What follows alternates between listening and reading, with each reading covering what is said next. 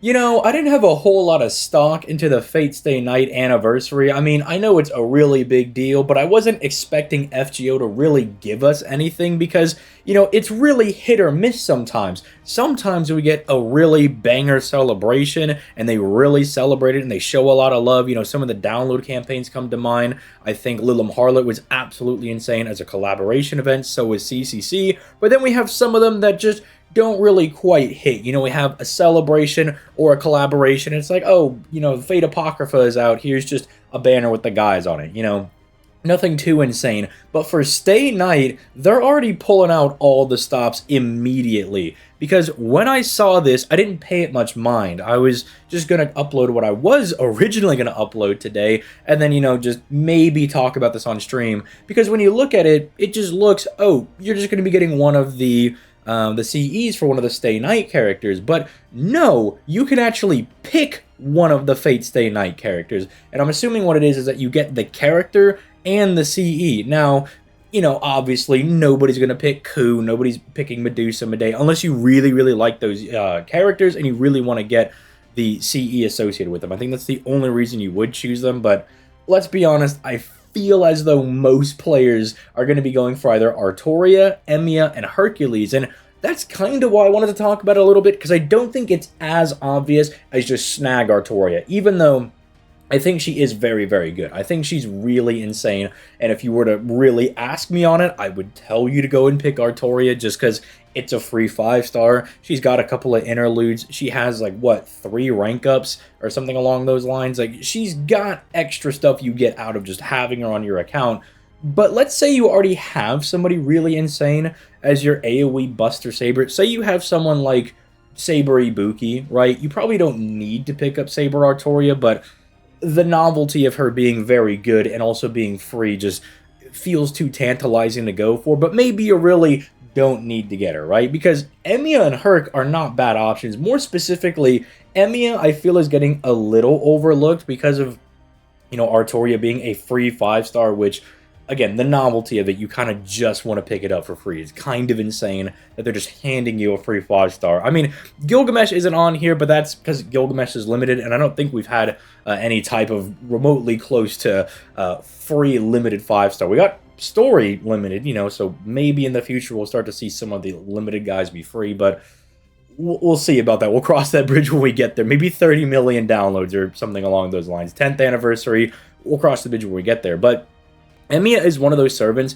that I think just provides a lot of value to your account because he's just really strong. First and foremost, his NP is just a star bomb, whether you're going to be using it as a Buster NP or an Arts NP. The 100% crit star gen is insane. That's cast skill, crit star gen skill. It pretty much makes your Arts cards guarantee bomb stars regardless, and your Buster cards kind of just become quick cards, while you're using them. And because he has a really high hit AoE NP, you can drop a bunch of stars, which is great because the dude's got just unconditional 3 turns of 100% crit damage, which is nuts. His NP also pierces defense. I kind of brushed over it, but also being able to swap between being a Buster or an Art Servant is very nice because no matter who you've got, whether it's a Merlin or you've got Tamamo, you've got Castoria, Waver, whoever have you, he's going to be good with pretty much 2/3 of all the supports in the game, right? He's going to be very, very strong with that. I mean, I guess he's also kind of good with the Ruler Scotty because technically you're getting the Buster crit damage and you could still use the attack and the battery, I suppose, but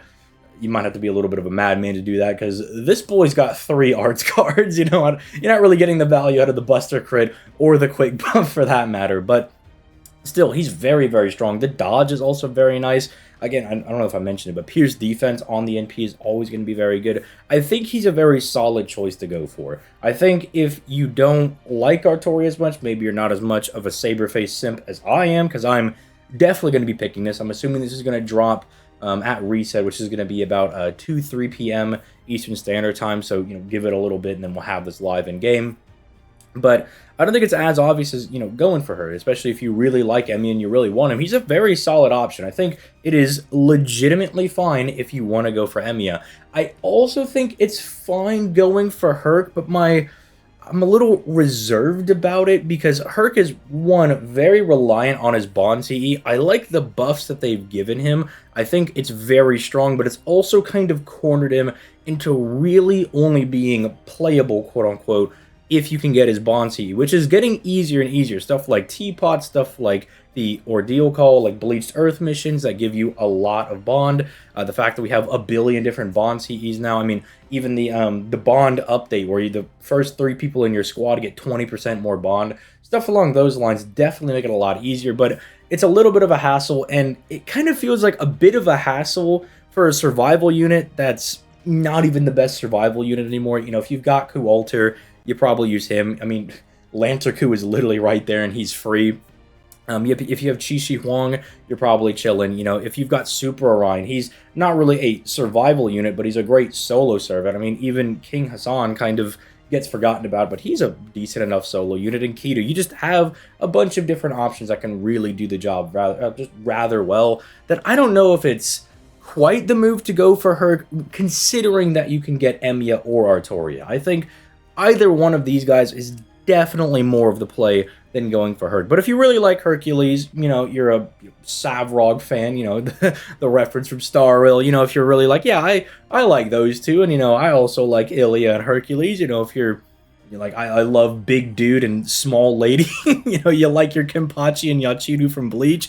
If you like that dynamic, then by all means, you know, you're fine to pick Herc. You could probably get some use out of him, but it just, I don't want to say feels like a waste, because that's some people's favorite character, and I don't want to be disrespectful, but it just feels like Emiya is really cool, and he's really good. Artoria, I think, is pretty cool. I like Artoria. Definitely leans more into the cute factor, but you could also get her. And, I mean, I know I spent more time shilling for Emiya, but Artoria still is one of the better Buster AoE savers, just for farming content, which I know everybody groan and complain, you know, it's like, oh, farming, but it's like, that is 90% of the game. Having somebody that can really lock down farming for you is really strong. The fact that with Buster looping, you can loop back her Buster skill, so you get it on turn 2 and turn 3, and her damage with that is really, really high. So she's pretty worth going for. Like, she's really nice. Plus, you don't need to have Oberon to loop with her, because she loops 20% of her NP back on her own NP, plus having the 30% battery does mean that you do not need to have Oberon for the 70%. You can actually just use, say, a waiver or something if you just happen to have Koya and Skaya, or, you know, even Scotty, right? Like Scotty, just to get that 50% battery, you'll be fine. Like, you'll just be A-okay.